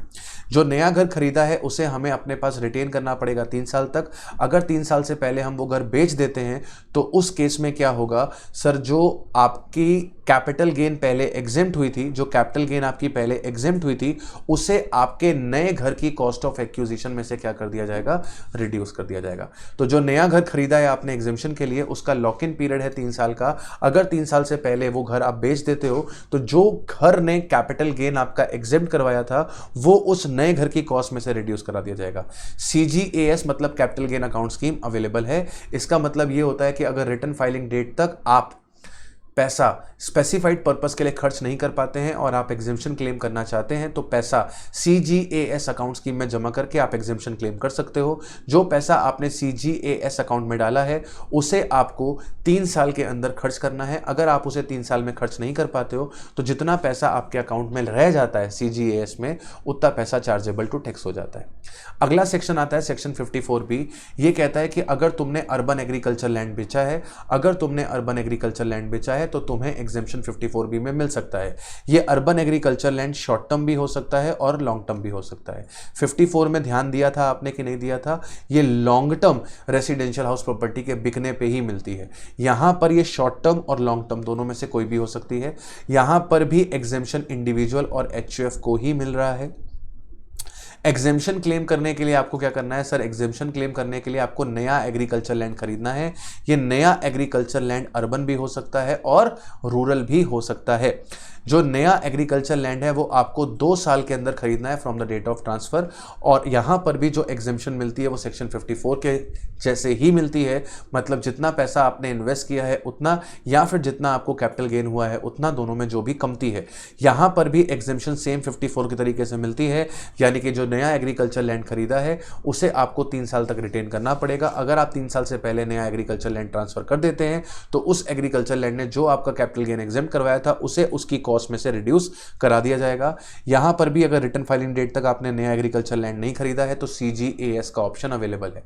54D कहता है कि अगर आपका कोई लैंड और बिल्डिंग कंपलसरली एक्वायर कर लिया गया है और ये land and building industrial undertaking का पार्ट है। डिडक्शन की एग्जेम्पशन किसको मिलती है? किसी भी एसएससी को मिलती है। एग्जेम्पशन क्लेम करने के लिए अपने को क्या करना पड़ेगा सर? नया लैंड और बिल्डिंग खरीदना पड़ेगा जो इंडस्ट्रियल अंडरटेकिंग का पार्ट हो। सर ये नया कब खरीदना है? 3 साल के अंदर खरीदना है। कब से खरीदना है? From the date of receiving the compensation. बाकी सब केसेस में क्या था? ट्रांसफर का डेट, ट्रांसफर का डेट, ट्रांसफर का डेट। यहां पे क्या बोल रहा है? From the date of receipt of compensation. क्यों? क्योंकि सर यहां पर हुआ है कंपलसरी एक्विजिशन। तो कंपलसरी एक्विजिशन में ट्रांसफर की डेट से 3 साल काउंट नहीं करेंगे। कंपलसरी एक्विजिशन की डेट केस में 3 साल जो है वो काउंट किए जाएंगे आपके कंपनसेशन रिसीव करने के डेट से। एग्जेम्पशन यहां पर भी सेम है बिल्कुल 54 जैसा, जितना पैसा इन्वेस्ट किया है या फिर जितना कैपिटल गेन हुआ है, दोनों में जो भी कमती है। यहां पर भी सेम 54 वाली रिस्ट्रिक्शन है कि जो नया लैंड और बिल्डिंग खरीदा है उसे आपको 3 साल तक रिटेन करना है, अन्यथा आपका जो कैपिटल गेन एग्जेम्प्ट हुआ था वो नए लैंड और बिल्डिंग की कॉस्ट में से रिड्यूस कर दिया जाएगा। अगर आप रिटर्न फाइलिंग डेट तक पैसा इन्वेस्ट नहीं कर पाते हैं तो कैपिटल गेन अकाउंट स्कीम यहां पर भी अवेलेबल है। सेक्शन 54EC कहता है कि अगर तुमने कोई लॉन्ग टर्म लैंड और बिल्डिंग बेची है और तुम कोई भी असेसी हो तो तुम्हें मैं एग्जेम्पशन दिलवा सकता हूं। एग्जेम्पशन दिलाने के लिए तुम्हें स्पेसिफाइड बॉन्ड्स खरीदने पड़ेंगे। ये स्पेसिफाइड बॉन्ड्स किसके हैं sir? National highway authority of India, rural electrification corporation limited के, पावर फाइनेंस कॉर्पोरेशन लिमिटेड के, Indian railways finance corporation limited के। इन 4 ऑर्गेनाइजेशन को नोटिफाई किया गया है। अगर आप इनके बॉन्ड्स परचेज करते हो जिनका रिडम्पशन 5 साल के बाद होगा तो ऐसे बॉन्ड्स खरीदने पे आपको एग्जेम्पशन मिल सकती है। खरीदने का समय दिया गया है 6 महीने का। सर यहां पर आपका एग्जेम्पशन मिलता है अमाउंट इन्वेस्टेड और capital gain which ever is lower, लेकिन मैक्सिमम एग्जेम्पशन जो ये आपको दिलवा पाएगा वो दिलवा पाएगा 50 लाख रुपीस। यहां पर लॉक इन पीरियड है इन बॉन्ड्स का 5 साल। 5 साल से पहले ना तो आप इन बॉन्ड को ट्रांसफर कर सकते हो, ना ही आप इन बॉन्ड को मनी में कन्वर्ट कर सकते हो। मनी में कन्वर्ट करने का मतलब है कि आप इन्हें गिरवी रख के लोन नहीं ले सकते। अगर आपने ऐसा किया तो जो कैपिटल गेन आपका एग्जेम्प्ट हुआ था वो कैपिटल गेन आपका चार्जेबल टू टैक्स हो जाएगा। जो कैपिटल गेन आपका एग्जेम्प्ट हुआ था वो कैपिटल गेन आपका चार्जेबल टू टैक्स हो जाएगा और यहां पे capital gain account scheme available नहीं है। इसके बाद अगला सेक्शन आता है 54EE। ये 54EC का भाई है। ये कहता है कि तुमने कोई भी लॉन्ग टर्म कैपिटल एसेट बेची है, तुम कोई भी असेसी हो, तुम एग्जेम्पशन लेने के लिए मेरे पास आ सकते हो और एग्जेम्पशन लेने के लिए तुम्हें क्या करने पड़ेंगे? स्पेसिफाइड यूनिट्स परचेज करने पड़ेंगे। टाइम पीरियड 54EC वाला दिया, मतलब कि 6 महीने का। एग्जेम्पशन बिल्कुल 54EC वाली दी और यहां पर लॉक इन पीरियड मैंने 5 लिखा हुआ है, ये 5 नहीं है, ये 3 है। लॉक इन पीरियड कितने का दिया? 3 साल का दिया। तुम्हें 3 साल तक ये यूनिट्स ना तो बेचने हैं ना तो मनी में कन्वर्ट करने हैं। अगर ऐसा करोगे तो जो कैपिटल गेन उन्होंने तुम्हारा एग्जेम्प्ट करवाया था वो कैपिटल गेन हो जाएगा sir ji chargeable to tax. Section 54F में आते हैं। सेक्शन 54F कहता है तुमने कोई भी लॉन्ग टर्म कैपिटल एसेट बेची हो other than residential house property तो तुम मेरे पास आ सकते हो। एग्जेम्पशन इंडिविजुअल और HUF को मिलती है। नया रेसिडेंशियल हाउस प्रॉपर्टी खरीदने के लिए मिलती है। टाइम पीरियड जो सेक्शन 54 में पड़ा है वही है। परचेज के लिए ट्रांसफर डेट से 1 साल पहले और 2 साल बाद। कंस्ट्रक्शन के लिए 3 साल from the date of transfer. Exemption मिलने का तरीका थोड़ा सा अलग है। एग्जेम्पशन जो मिलती है वो फॉर्मूला बेस में मिलती है। Long term capital gain multiplied by amount invested divide by net consideration. इसका मतलब ये है कि जब तक आप एंटायर नेट कंसीडरेशन इन्वेस्ट नहीं करोगे तब तक आपको 100% एग्जेम्पशन नहीं मिलेगा। जब तक आप एंटायर नेट कंसीडरेशन इन्वेस्ट नहीं करोगे तब तक आपको 100% एग्जेम्पशन नहीं मिलेगा। यहाँ पे भी जो 5 ईयर्स लिखा हुआ है ये भी 3 ईयर्स ही है। 3 ईयर्स तक आपको नया घर खरीदना पड़ेगा, अदरवाइज जो आपका long term capital gain exempt हुआ था वो चार्जेबल टू टैक्स हो जाएगा। यहाँ पर भी कैपिटल गेन अकाउंट स्कीम है। कैपिटल गेन अकाउंट स्कीम का मतलब मैं आपको बता चुका हूँ कि जो भी पैसा आप इन्वेस्ट करना चाहते हो और वो पैसा आप रिटर्न फाइलिंग डेट तक इन्वेस्ट नहीं कर पाते हो और एग्जेम्पशन क्लेम करना चाहते हो, तो इस पैसे को आपको कैपिटल गेन अकाउंट स्कीम में डिपॉजिट करना पड़ेगा और जो पैसा कैपिटल गेन अकाउंट स्कीम में जमा हो जाएगा up to return filing date, उस पैसे का आपको मिल जाएगा एग्जेम्पशन। इस पैसे को 3 साल तक यूटिलाइज करना है। अगर 3 साल तक आपने इसको यूटिलाइज नहीं किया तो जितना पैसा कैपिटल गेन अकाउंट स्कीम में रह जाएगा उतना पैसा चार्जेबल टू टैक्स होगा। अब नोट नंबर 1 लिखा हुआ था यहाँ पे, ये नोट नंबर 1 बहुत इंपॉर्टेंट है। अमेंडमेंट आई है सेक्शन 54 के अंदर, ये कहती है कि एसएससी को अगर 2 करोड़ रुपए से ज्यादा का कैपिटल गेन हुआ है, 2 करोड़ रुपए से ज्यादा का कैपिटल गेन हुआ है, तो एसएससी 2 घर खरीद के एग्जेम्पशन क्लेम कर सकता है सेक्शन 54 में, और ये ऑप्शन उसे लाइफ में एक ही बार मिलेगा। अगर किसी एसएससी को 2 करोड़ रुपए से ज्यादा का गेन हुआ है तो वो एग्जेम्पशन क्लेम करने के लिए 2 रेसिडेंशियल हाउस प्रॉपर्टी खरीद सकता है सेक्शन 54 में, और ये बेनिफिट उसको लाइफ टाइम में एक ही बार मिलेगा। ठीक है, और अगर 2 करोड़ से कम हुआ है तो उसे एग्जेम्पशन क्लेम करने के लिए केवल एक ही घर परचेस करना है। ये सारी बातें मैंने आपको बता दी हैं और यहीं पे हमारा हो गया है रिवीजन समाप्त। अगर आपने पूरा वीडियो देखा है लास्ट तक तो आपका बहुत बहुत शुक्रिया, बहुत बहुत मेहरबानी, बहुत बहुत करम मेरे को सम्मान देने के लिए। मैं उम्मीद करता हूं कि ये सेशन आपको अच्छा लगा होगा तो प्लीज़ लाइक करिएगा, फ्रेंड्स के साथ शेयर करिएगा और कमेंट करके ज़रूर बताइएगा कि आपको कौन सा पार्ट का एक्सप्लेनेशन सबसे अच्छा लगा इसमें। ठीक है, आज के लिए इतना रखते हैं। Tata, bye bye, take care.